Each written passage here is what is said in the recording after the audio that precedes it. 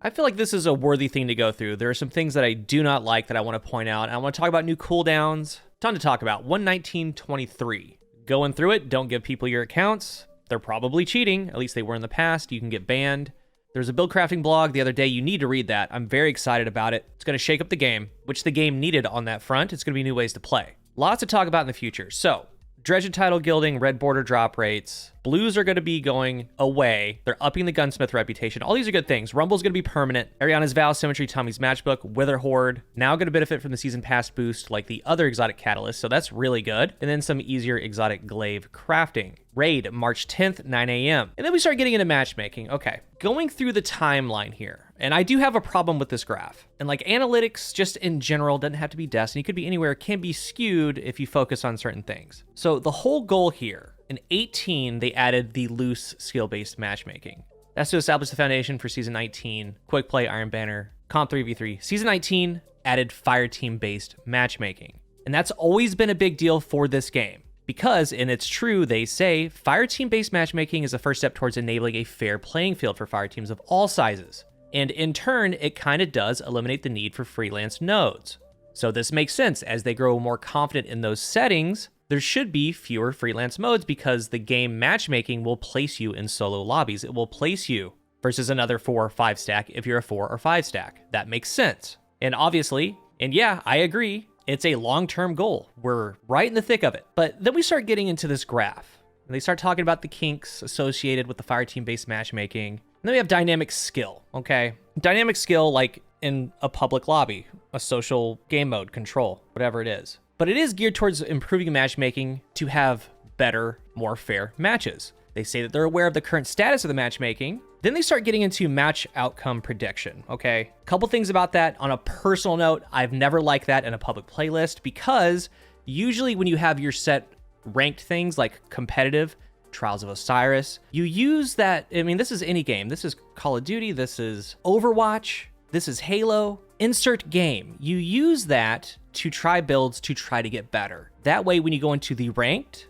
the aspirational content, you're able just to go for it, but you're practicing in the other modes. Well, they want a 50% prediction accuracy to be ideal in pubs. And that's kind of an issue because like going back to Halo, going back to all these games, how do you know if you're getting better or worse if that's in play? That's just a side point. But where I have the issue with this graph, 50% prediction accuracy is ideal. Both teams are evenly matched. They're unable to determine a winner. This graph below, figure A, displays our prediction accuracy for control before and after Season 18, when we introduced loose skill-based matchmaking. The drop in accuracy is a strong indicator that our current implementation of skill-based matchmaking is in the right direction. Here's the issue with this graph. Well, let's talk about this real quick. Additionally, the following graph B, so okay, this is the drop to Season 18. Cool. And we're definitively saying the drop in accuracy is the strong indicator that our current implementation, like, so you're telling me right now that 6 stacks versus solos with 0 skill-based matchmaking has nothing to do with it, right?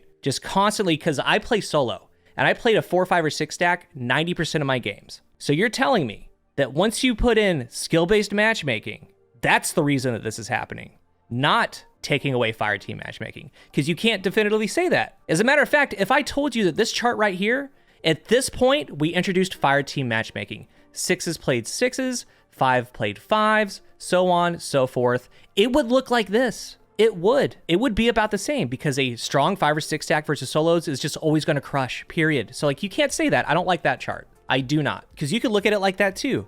6 stacks versus solos, 6 stacks versus 6 stacks. Anyway, they talk about the comp 3v3 graph, and it even says it right here. This shows it's more difficult to produce fair matches with fire teams due to the immeasurable advantages that a fire team possesses. Anyway, I hate these graphs. Airborne effectiveness, big deal. It's back. So essentially, in Season 17, the primary goals was to balance the increasing number of airborne movement options against their combat effectiveness, as we don't want Destiny 2 to shift exclusively towards airborne gunplay over time. And you got to give Bungie props to this because this is a result. Like, they noticed this, and I'm so happy that they noticed this because it's obvious. In a game where most modes did not have skill-based matchmaking, players using airborne playstyle could be extremely oppressive, but now that it's not a thing anymore, skill-based matchmaking is there. It's rolled out across a lot of PvP modes. So despite achieving those goals, the cost and player fun was too high. They've been playtesting. So again, airborne effectiveness, auto aim, that's the bullet bend. If you've been following the channel or you're a stat nerd, you know what all this means. If not, you definitely should know what it means because it's how your weapon's performing. What the accuracy is, so it controls how much the bullet spreads out with repeated fire, the spread angle, the magnetism. Okay, so with this update, you can expect a primary weapon with 0 investment. The default AE stat of the weapon, 20, 15, 18, 30, to be accurate. Shoot just as straight as a primary weapon with the Icarus grip mod before the introduction of AE. So this it is a buff. This is better than what we had. The auto aim angles also improved, so the magnetism penalty has been eliminated. So instead of relying on accuracy and aim assist penalties, we're requiring more precision to land shots while airborne. It means your guns are going to behave like they do while they're grounded on primary weapons. So this is a good thing, except that you must aim right at the head to get the headshot unless you really build into airborne gameplay. So one side effect is that airborne gameplay on controllers should feel better with moderate investment since they reduce the airborne magnetism penalty. So again, that's when you're up in the air, you're on the sticks, you're swinging your stick towards the head. It's not really gripping, the magnetism isn't there, but once you're close, you could be a little bit closer and the magnetism's gonna help. That's that friction and adhesion, the slowdown. So that's essentially gone. So it's gonna feel a lot better for a controller from the air. They don't want special weapons to have a high AE. This is a crazy change. Primary weapon aim assist, they reduced all additional primary auto aim, the bullet bend penalties by 60%, well, around 60% at 0 AE. So that means when you do build into AE, it's gonna get better. And by default, you already do kind of build into it. That's for M&K and controller. So they increase the precision angle, and that angle is how far off the head you could be and still have the bullet bend give you a headshot by 50% at 100 AE. So at 50 AE, 25, like it scales down. So they changed the curve to be exponential. You get more benefit at high AE, which has always been the case. In the current system right now at 100 AE, it is the same as heat rises, which is extremely accurate. Now, they removed all additional primary magnetism, reticle friction penalties, and at 60 to 100 AE, so 60 sounds like a bar to hit, you get a magnetism bonus compared to pre-AE for controller only. So controller players,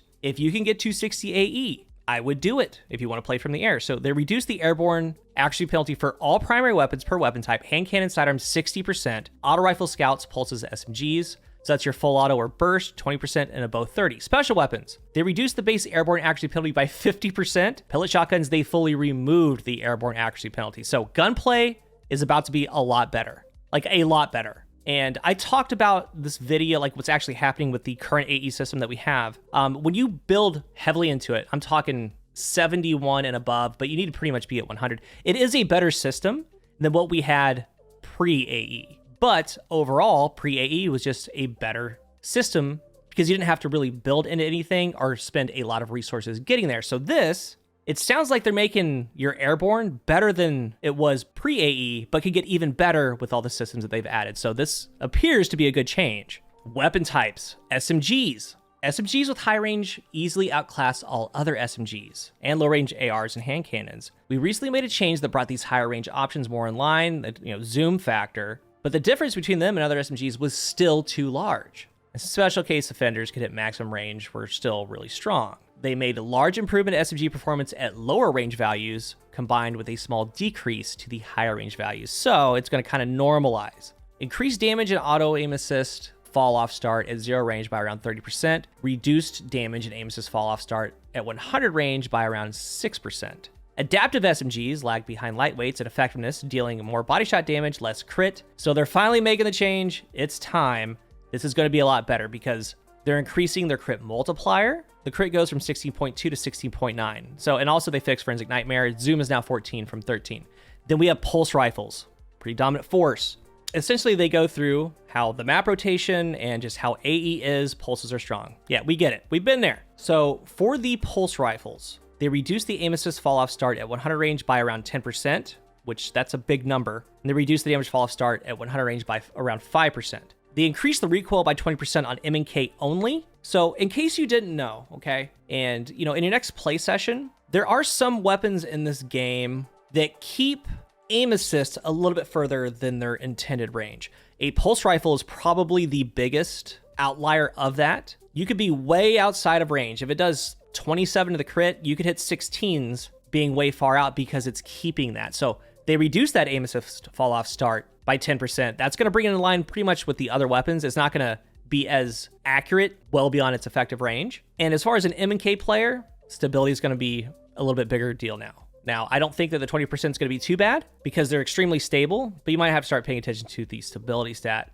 And then the Battler, okay? Now, the Battler is a pretty interesting one. Essentially, it's like a jack of all trades, and like in my review, I said it's basically an exotic. It has everything that you need. They reduced the zoom from 20 to 18, so that's like that's more of an inline pulse zoom because 20 is a scout zoom, right? It's still going to be good, but you start pairing that with the around 10% reduction of the aim assist fall off, the damage fall off. We'll see where it stands, but as a whole, pulse rifles got a nerf. Things like high impact autos, they got a little bit better, getting out to 40, 42 meters like load broke. I think scouts are inserted again. We'll see how it goes. And then they're kind of coming back on the sidearms a little bit. Very strong contenders in CQC combat. So they reduced the aim assist fall off distance buff from 30% to 20. So I think that that's going to be a lot better. I thought it should have been like halved, 30 to 15. Because let's remember I talked about pulses currently are shooting way outside of their intended range with their aim assist. The sidearms were the only ones before they made this change that didn't have that help beyond their fall off point as far as aim assist fall off. They're still going to be good, but this is going to help bring them back a little bit. Dead Messenger, they're reducing the splash damage against players by 35%. So strictly PvP nerf, PvE still great. That's good. And it also tells me that there might be something to pair it with Lightfall. If they're doing that right now, there's got to be something to pair it with. Dead Man's Tail, they switch its aiming from preferring body to preferring crits. Dramatic effect. So they pulled back various hipfire tuning to make hipfiring at long ranges much harder and removed the cranial spike penalty. Remove the damage penalty for 5 stacks of cranial spike. Reduced hipfire and airborne aim assist by 25% on M&K. Reduced hipfire cone angle bonus scaling from 20% to 5. Reduced hipfire precision cone angle from 3 to 0.8. Reduced hipfire auto. So it's nerfed. It's nerfed bad, M&K guys. It is nerfed bad. So essentially what this means is for this thing to like kind of feel how it did, it's going to have to be like in last word range. I think so. Yeah, that completely changes it. I mean, we're going to see how it goes, but that's not a good look for how that weapon's mechanically designed to work in those changes. That's not good. Perks. Hey, I earned my Revoker and you're nerfing it, Bungie? So essentially people are using Revoker in comp because, you know, Destiny community. They made it to where reversal of fortune now triggers on 2 misses within 6 seconds. You get your bullet back, cool. The future, more substantial changes to weapon hipfire reticles to give more information specific to weapon types and exotic functionality. That's great. Give some flavor, give some feel. A full auto melee setting, which is pretty interesting. That way you get in close quarters combat and you're trying to like outpunch a titan and you just hold your melee. That's crazy. We have another set of craftable reprised raid weapons with an origin trait. So what do you guys think it's going to be? Regular, seasonal, and mid-season balance updates and more. Then we have abilities. So, and I have some numbers for you for this. The Titan's Ramparts, they increase the cooldown of the barricade ability while Titan's Ramparts are equipped by 70%. And they increase the amount of damage players deal to a barricade by 25%. So this change should decrease how often you see these and add more opportunities for effective counterplay. As I go through this, I want to be very clear and please listen to me. Please listen to me. The Titan's Ramparts are 70%. So at a tier 10, the Towering Barricade is 16. At tier 10 now, the Titan Barricade is going to be about 27 seconds. That means you have to get to tier 10. You have to. You're a Titan, shouldn't be too hard, but as I go through this, you have to do this. In the Crucible, class ability uptime has inflated significantly over the course of the last years. So we're increasing the base cooldown of Barricade, Thruster, and Dodge by 20%. The Towering Barricade base cooldown is increased from 40 to 48. Rally Barricade from 32 to 38. Thruster, 30 to 36. Marksman Dodge, 29 to 34. Gamblers, 38 to 46. So I want to bring up my variable cooldown ability chart. Towering Barricade from 40 to 48, 20%. When you look at this chart, as you go from 1, 2, 3, all the way to tier 10, it scales differently. So tier 3, 40, it's going to 48 now. So if you go from 3 to 4, shaves off 4 seconds, then 3 seconds, then 3 seconds. But as you get down from 8 to 9 to 10, and it's different as you go down the charts, but there's a different percentage. So 8 is 22 seconds, then 19, then 16. Big jump everywhere you go. Like the arc pulse, 52, 48, 40. Like they want you to get tier 10. So this is the difference at 20%. So essentially the Towering Barricade is going to be 19 seconds, but at tier 9, it's going to be like 23. So for a lot of these abilities, get to tier 10. When we go down to the Hunter, 29 and 38. Tier 10 Marksman's going to go to 17. Gamblers is going to go to about 21, 22. So like tier 9 would be 24 seconds. This would be 21. So with this 20% hit that these are getting, it's very important to be tier 10. You got to do it. Thruster, same deal. Dodge. The storm grenade's getting nerfed. Secondary strike damage reduced from 40 to 30. There's now a small delay between the initial. So like this is good. Essentially reducing the damage dealt by each lightning strike by 25% and easier to avoid it. Because like right now you can't even sit in a rift.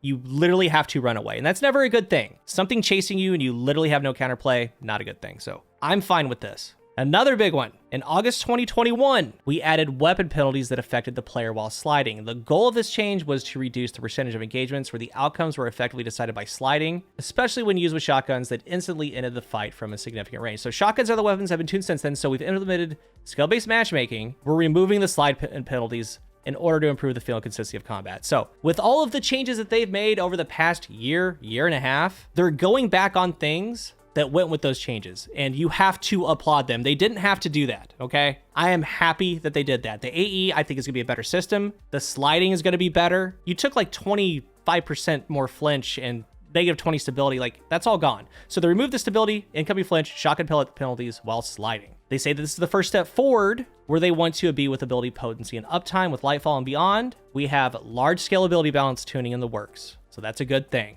Lunar New Year, they start talking about it. Prime Gaming, we have some pretty sweet backgrounds here. Player support, movies of the week, artists of the week. They're moving away from personal accounts, and I feel that's great. They should have done that a while ago. So for Destiny 2 on Twitter, from a community manager perspective, we have Destiny 2 team. BungieNet, Reddit, Destiny 2 team. Go follow them. And you're still, I mean, obviously, they're great people. Follow the community managers on their personal accounts. They usually got good memes. So Lightfall's pretty close. Pretty big changes coming. And of course, there's going to be a lot more with Lightfall. At least I would assume so. There always is. The Comet, the big DLC every year, really changes the game. And there's a lot of gripes, such as Airborne, mods, champions, like a lot of things are being shaken up. So I think that we're in a good spot. I want to hear what you think down below. And I can't wait for more information. Thank you guys for watching. And until the next one, I am CoolGuy.